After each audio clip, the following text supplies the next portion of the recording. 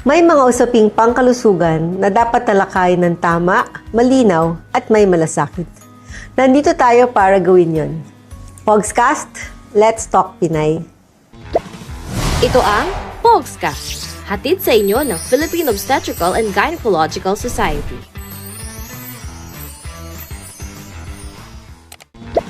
Nakaranas ka na ba ng malakas na pagregla at nasabihan kang dapat kang raspahin? Pero alam mo bang may paraan ng pag-opera ngayon na pwedeng masilip ang loob ng matres?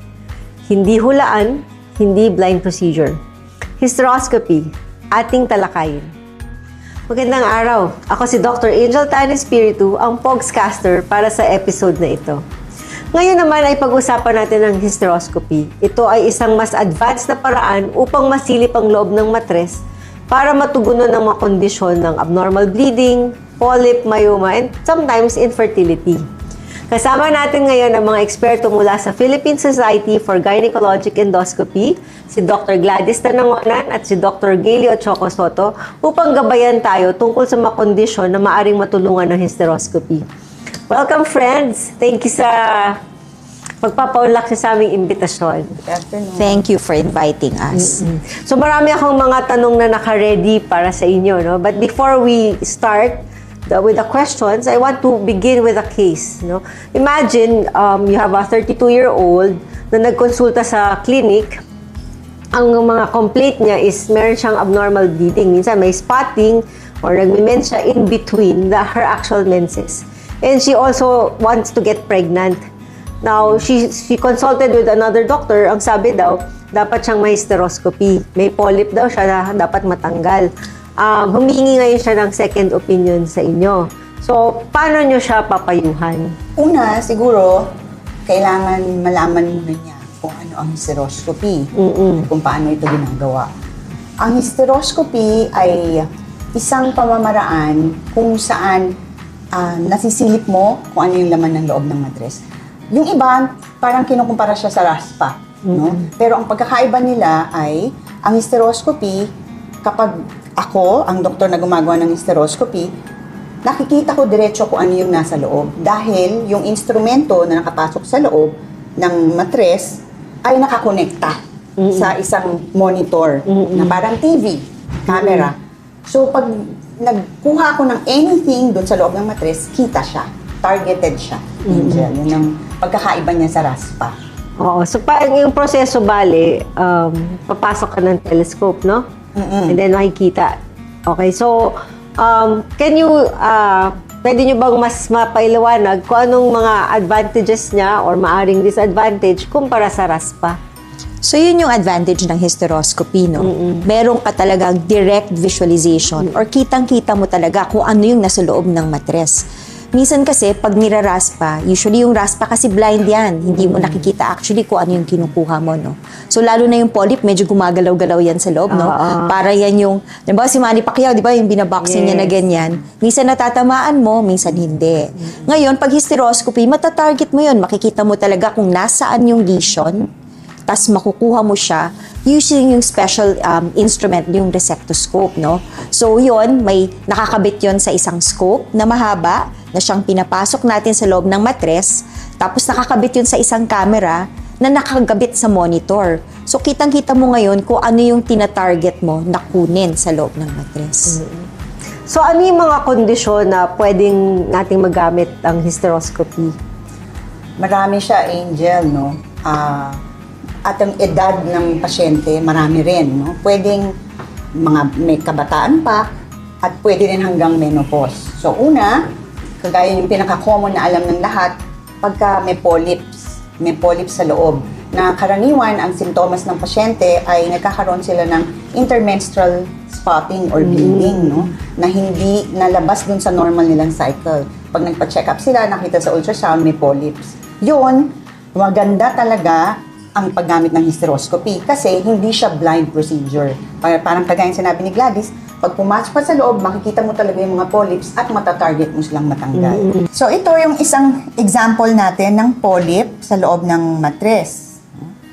Okay? Sa simula, pagpasok, tinitignan namin yung buong kabuuan ng polyp para malaman namin kung hanggang saan, no?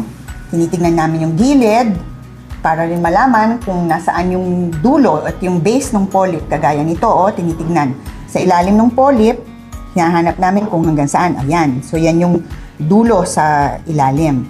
Sa gilid, ganun din. Pupunta kami para makita namin kung hanggang saan sa gilid kami magre-resect.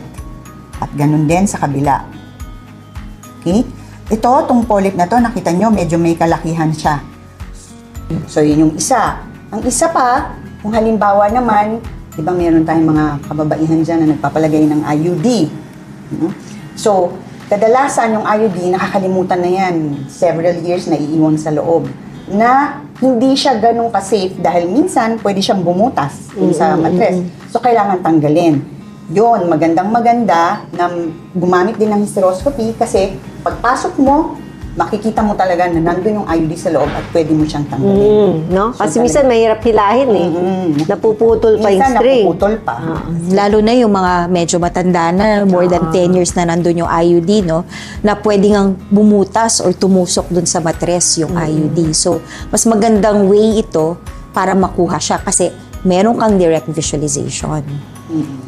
Ito naman yung video ng IUD na minention ni Ma'am Gayle, no? So, talagang minsan nakakalimutan to Minsan, 10 taon na, hindi pa naalala, no, na nandyan. So, makikita nyo ngayon, yung tail pa lang ng IUD, no? So, papasok tayo sa loob. Ayan, kitang-kita na natin ngayon yung IUD. So, yan, dapat yan tanggalin kasi hanggang 10 taon lang naman dapat yan. Tapos may ginagamit tayong instrumento para hilahin ito. Tapos, in relation to our patient, 32 years old, na probably may infertility, no? Isa pa sa mga common na nakikita natin ay yung myoma. Yes. So, di ba alam naman natin may iba-ibang klaseng myoma, no? Pero may mga types talaga na nandoon sa loob ng endometrium o sa loob ng matres na siyang kailangan nating tanggalin. Kasi hindi naman talaga lahat ng myoma kailangang operahan. Pero yung mga dinudugo at nandoon sa lining ng matres o yung tinatawag natin na submucous myoma, ito actually yung dapat na through hysteroscopy natin tatanggalin. Ito naman ngayon ang tinatawag natin na submucous myoma, no? So, makikita natin dyan, yan yung papunta yan sa kaliwang fallopian tube. Yun naman yung kanan na fallopian tube. Tapos makikita natin sa gitna, yan ang tinatawag natin na submucous myoma, no? So, karaniwan, nagkukos ito na either duguin yung pasyente or mahirapan siya magbuntis, ano? So, meron din tayong ginagamit na instrument para tanggalin yan. Yang myoma na yan. What about congenital anomalies? Diba? Like mga septum. Oo, yun. Isa pa rin. Napaka-laking tulong na makikita mo direct visualization yung septum. Kasi kung halimbawa yung traditional lang na raspa, hindi mo makikita dahil ang septum kadalasan malambot yan eh. So minsan, sumasabay lang yan pag nagpasok ka ng instrumento. Humahapay lang siya, na, alam mo yun, yung hindi siya matigas. So pagka direct visualization using the stereoscope, makikita mo kung ano yung kailangan mong gupitin, kung ano yung kailangan mong i-trim, at kung hanggang saan. So isang maganda pa yon. At saka ang isa pa, Ange, ano yan eh, talagang maganda ang stereoscopy kahit na walang polyp, kahit na walang septum, kahit na walang IUD, gold standard siya pagka ang isang babae nagkakaroon ng abnormal uterine bleeding. So talagang siya yung nire-recommenda namin na procedure. Para kasi kung lalo na kung makita mo sa ultrasound, wala namang polyp, walang kahit anong makakapag-explain ng abnormal uterine bleeding, mas maganda na makita mo talaga kung ano yung nasa loob. Lalo na sa Can you talk more about yung pag-hyperplasia or cancer? So, lalo na yung mga kababaihan na 40 years old and above, no, lagi mong i-rule out yung malignancy or cancer, endometrial cancer. Tapos yung hysteroscopy ngayon, pwede mo na siyang gamitin para magkaroon ka ng targeted endometrial biopsy. So, imbis na blind na kung san-san ka lang kumukuha ng specimen mo, ito, makikita mo na talaga kung nasaan yung bukol, nasaan yung lesion, tas yon ang itatarget mong i-biopsy. So, mas magiging accurate yung diagnosis natin in terms of yung nagkukos ng abnormal uterine bleeding. Ito naman ang isang magandang halimbawa ng endometrial cancer. No? Ito ay sa isang pasyenteng bata pa siya, na ang chief complaint niya ay abnormal uterine bleeding. So ito yung sinasabi namin ni Gladys na kagandahan kapag nag-hysteroscopy ka. Dahil talagang matatarget mo at makukuha mo ang mass na ito sa loob ng endometrium. Kagaya nito, pag tinignan mo, akala mo hindi siya cancer dahil ito yung tinatawag lang namin na parang usual na fluff, no, sa loob ng matres. Pero dahil ito yung nakita sa loob, tinarget ito at kinuha at yun, ang lumabas, ito yung endometrial cancer. So, talagang malaking benepisyo at malaking tulong kung ikaw ay makakagawa ng hysteroscopy sa mga pasyenteng may abnormal uterine bleeding kahit ano pang edad nila dahil talagang matatarget mo, no, ang mass na makikita mo sa loob ng matres. Hindi mo masabi kasi pwedeng ito ay cancer, pwedeng hindi. So, ang alam natin, pwede rin siya sa menopausal patients. No, ano ba tong size nitong telescope na to? Maraming sizes, nag-range siya sa pinakamaliit, minsan may 4 mm, meron pa nga mas maliit pa to mga 6 cm. So, kadalasan, pagka ang babae ay menopausic na, kung saan inaasahan natin na ang cervix na ay medyo matigas na at hindi na mas madaling palambutin or i-dilate, binibigyan namin sila ng mga cervical priming agents. Yun ang tawag namin doon, cervical priming agents, na pinapalagay namin sa loob ng puwerta, no, the night before the procedure. Depende yon kung ilan ang gusto namin ipalagay, depende na rin yun sa gumagawa ng hysteroscopy, para the come morning, pag gagawin na natin yung procedure, yung cervix niya ay hindi na ganun katigas, na makaka-accommodate na ng instrumento, ng hysteroscope na tinatawag natin. So, can you talk, so for the sake of our audience, gusto ko rin malaman nila, no? Sabihin nyo, gaano katagal sila dapat kailangan ba silang ma-admit? Gaano sila katagal sa ospital? Pwede bang hindi ma-admit? May anesthesia o wala? Yun na yung advantage ngayon ng modern hysteroscopy, no? So, meron na talaga tayo yung mga maninipis na scopes na pwede na siyang walang anesthesia. So, pwede mo siyang gawing office hysteroscopy. So, pwedeng sa clinic, titignan na, tapos kung may makita, pwede nang mabiopsy. Pwede rin siyang outpatient na procedure. So, ito yung may mga polyp, or may kailangan kang tanggaling IUD. So, pwede ito, day surgery lang ang tinatawag natin na ganyan, no? So, hindi kailangang ma-admit, sa umaga gagawin yung procedure, sa hapon uuwi na ang pasyente. Pero pag mga malalaking bukol, katulad ng mga myoma, yon kailangan talaga under anesthesia, tapos kailangan silang i-observe overnight. So, ang daming pwedeng kondisyon na pwedeng i-address ng hysteroscopy. Pero meron bang mga contraindications? Meron bang mga pasyenteng hindi pwede ma-hysteroscopy? Meron naman, Angel. Una-una, ang pagbubuntis ay isang contraindication. So, hindi mo, dahil nga sa nature ng ginagawa na papasok sa loob ng matres, pagbuntis, hindi siya pwedeng gawin. Pangalawa, kung halimbawang merong mga bukol sa kwelyo ng matres na malaki, like kadalasan yung cervical cancer, mahihirapan na pumasok dahil nabablock niya yung lagusan, nabablock niya yung opening, so isa pa yun. And kung merong ongoing infection, ayaw muna namin gawin yung hysteroscopy hanggang sa hindi nagagamot yung infection. No? So, ano yung mga ina-anticipate nating risks or maaaring komplikasyon ng hysteroscopy? So yon, pag hindi maganda yung priming, pwedeng pagpasok, pwedeng mabutas yung matres, no? So kailangan talaga kung may cervical priming na inirekomenda ang isang doktor, susundin yun ng isang pasyente. Tapos, pwede ka rin magkaroon ng infection inside, or pwede ka rin magkaroon ng adhesions dahil sa kung sobrang intensive yung operasyon, no? Lalo na kung malalaking bukol yung tatanggalin, no? So, pero may ways naman para ma-prevent yun. So, kung nag-anticipate tayo na pwede magkaroon ng infection, syempre bibigyan naman natin ng antibiotic yung pasyente. Tapos, meron na rin tayong mga ginagamit na mga chemicals that we can use para ma-prevent yung adhesion formation, para hindi magdikit-dikit sa loob. Galing, no? I mean, actually, it's a game changer. Kasi nung araw, di ba, para makuha yung myoma sa loob, hiwaan ka pa sa tiyan, hiwaan pa uterus para makuha yung myoma. Ito, through the natural orifice na no? So, this is considered a minor procedure, di ba? Pero ano yung mga kailangang ipaghanda ng pasyente bago siya magpa-opera? Kung kung halimbawa bata naman ng pasyente, hindi niya kailangan ng clearance, no? Kagaya nga ng sinabi ni Gladys, minsan pwede mong gawin yan as a day procedure, walang anesthesia. So, talagang kung wala siyang ibang sakit, bata siya, hindi niya kailangan ng clearance, wala ka ng ibang preparation. Kung hindi, siguraduhin lang na ang pasyente ay merong tinatawag naming NPO, meaning hindi siya kumain ng sobrang dami kasi baka mamaya magsuka siya eh. Oo, no? magiging- So for several hours before the oo, operation. for several hours hindi siya makakain.